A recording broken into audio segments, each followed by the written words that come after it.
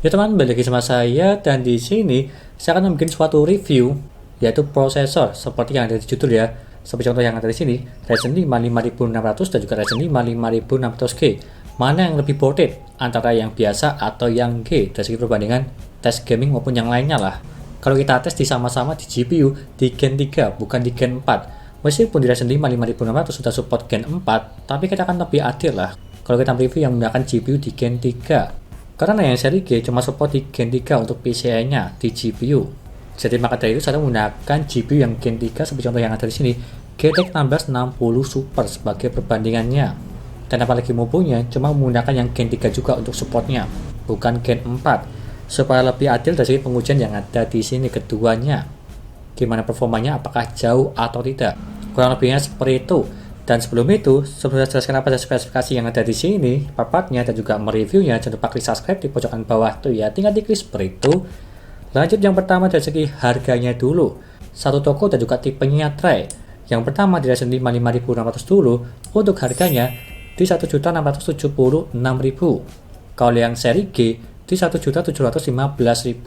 Dan kalau kita bandingkan cuma terpaut di 39.000 aja. Terpaut sedikit banget ya. Tapi nggak masalah sih untuk yang itu. Tapi juga wajar yang dimana tersebut yang ada di sini, dia itu yang serinya G support Vega 7. Jadi tanpa GPU dia itu bisa hidup lah, berbeda seperti Ryzen 5 5600. Tapi yang membedakan, dia itu support PCI Gen 4, tapi kalau yang ini cuma support PCI Gen 3. Itu aja perbedaannya. Dan lanjut dari segi spek yang saya pakai di bagian sini semua untuk part-partnya atau gambaran seperti yang ada di sini lah untuk pengujian ya. Untuk mobile saya menggunakan MSI A520M Pro serta RAM-nya XPG D35G 16GB di kecepatan 3200 MHz serta GPU yang menggunakan Greenwood GTX 1660 Super dan juga CPU coolernya menggunakan ZFOMA 3 serta SSD menggunakan TIM-EX2 2TB serta power supply menggunakan Acer 550W yang full modular seperti yang ada di gambaran ini ya untuk speknya. Dan kita tes yang pertama dulu dari segi Cinebench R20 dari segi poinnya seperti gambaran yang ada di sini. Untuk Ryzen 5 5600, dia mendapatkan di 3.822 poin. Kalau yang Ryzen 5 5600G mendapatkan di 3.354 poin. Dan kalau kita bandingkan, lebih unggul di Ryzen 5 5600, terpaut di 468 poin. Ya, cukup tinggi lah untuk yang ini, di Cinebench R20. Dan lanjut kita tes di Cinebench R15, yang dimana ada dua pengujian, di OpenGL dan juga CPU. Yang pertama di OpenGL dulu. Untuk yang 5600 mendapatkan di 220 fps. Tapi kalau yang 5600G mendapatkan di 152 fps. Bisa dibilang ini terpaut sangat jauh sekali dari segi perbandingannya di OpenGL, sekitar 68 fps. Dan kalau di CPU, untuk 5600 mendapatkan di 1576 CP, serta di 5600G mendapatkan di 1585 CP. Cuma terpaut di 6 CP aja. Lebih unggul dari 5600. Kurang lebih bisa dibilang ini sama lah, cuma terpaut tipis, berbeda seperti di tes OpenGL. Dan lanjut ke Blender, yang dimana saya akan merender BMW menggunakan GTX 1660 Super sebagai CUDA core-nya dan juga menggunakan prosesor kedua ini sama-sama bekerja di 100% dan dia mendapatkan sama-sama di 40 detik semua, seperti contoh yang ada di sini. Bisa dibilang ini performanya sama untuk render di Blender. Kurang lebihnya seperti itu.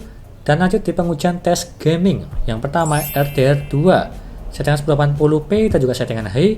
Untuk 5600 mendapatkan di 63 fps. Kalau yang 5600G mendapatkan di 62 fps. Cuma terpaut di 1 fps untuk yang ini di gamenya RDR2. Bisa dibilang ini tipis lah perbedaannya, cuma di 1 fps. Dan lanjut di Far Cry 6 settingan 1080p dan juga di settingan high. Untuk 5600 mendapatkan di 81 fps. Kalau yang 5600G mendapatkan di 78 fps. Cuma terpaut di 3 fps saja. Bisa dibilang ini juga masih aman. Hampir-hampir sama lah, cuma di 3 fps. Kalau semisal 1 sampai 3 fps bisa ditoleransi lah. Kurang lebih itu sama di gamenya Far Cry 6. Dan lanjut ke Shadow of the Tomb Raider settingan 1080p dan juga settingan high. Kedua ini mendapatkan sama-sama di 87 fps. Bisa dibilang ini performanya sama lah untuk di gamenya Shadow of the Tomb Raider. Seperti contoh yang ada di sini datanya, jadi terbilang ini bagus. Dan lanjut dari segi Assassin's Creed Valhalla, settingan 1080p dan juga settingan high, 5600 mendapatkan di 68 fps. Dan kalau yang 5600G mendapatkan di 65 fps. Kalau kita bandingkan cuma terpaut di 3 fps saja, lebih unggul di 5600. Bisa dibilang ini tipis ya, sama seperti di game sebelumnya. Jadinya masih aman. Dan lanjut ke konferensi Rainbow Six Siege, settingan 1080p dan juga settingan Ultra, Ryzen 5 5600 mendapatkan di 228 fps, kalau yang 5600G mendapatkan di 219 fps. Kalau kita bandingkan cuma terpaut di 9 fps saja, masih unggul di 5600. Tapi keduanya itu sama-sama di atas 200 fps, cuma terpaut tipis. Apalagi ini di game fps terbilang ringan, mendapatkan di ratusan fps jadi nggak kerasa sih. Dari segi perbedaannya di 5600 dan juga 5600G di gamenya Tom Clancy Rainbow. Dan lanjut di Resident Evil 6, settingan 1080p dan juga settingan high, kita lihat dari segi skornya. 5600 mendapatkan di 26.470 untuk skornya, dan juga 5600G mendapatkan di 25.377 untuk skornya. Dan kalau kita bandingkan, lebih unggul 5600, cuma terpaut di 1093 seperti data yang ada di sini. Jadi bisa dibilang ini pun juga beda tipis dari segi tes di gamingnya Resident Evil 6. Dan lanjut dari segi dayanya, dari segi kedua ini apakah ada perbedaan atau tidak? Datanya seperti yang ada di sini. Yang pertama, Ryzen 5 5600 dulu, dia tuh maksimalnya saat tes di gaming mendapatkan di 220 watt, itu maksimalnya. Dan 5600G mendapatkan di 202 watt. Ini keduanya saya tes di gaming Resident Evil 6 dan sama-sama di load di scene yang sama. Jadi perbedaannya di 18 watt, lebih irit 5600G. Kurang lebihnya seperti itu dari segi perbedaan daya listriknya. Dan lanjut ke kesimpulannya. Gimana menurut kalian? Lebih pilih Ryzen 5 5600 atau 5600G? Itu tergantung selera kalian dan juga kebutuhan kalian lah. Kalau misal sudah ada GPU, silahkan cari Ryzen 5 5600 yang dimana sudah support PCIe Gen 4 dan apalagi harganya yang lebih murah di 40.000, hampir 40.000 dengan performa yang lebih unggul tipis daripada Ryzen 5 5600G. Dan kalau misal belum mempunyai GPU atau pengen upgrade ke depannya, Ryzen 5 5600G ya udah cukup sih kalau menurut pribadi, apalagi untuk gaming ringan.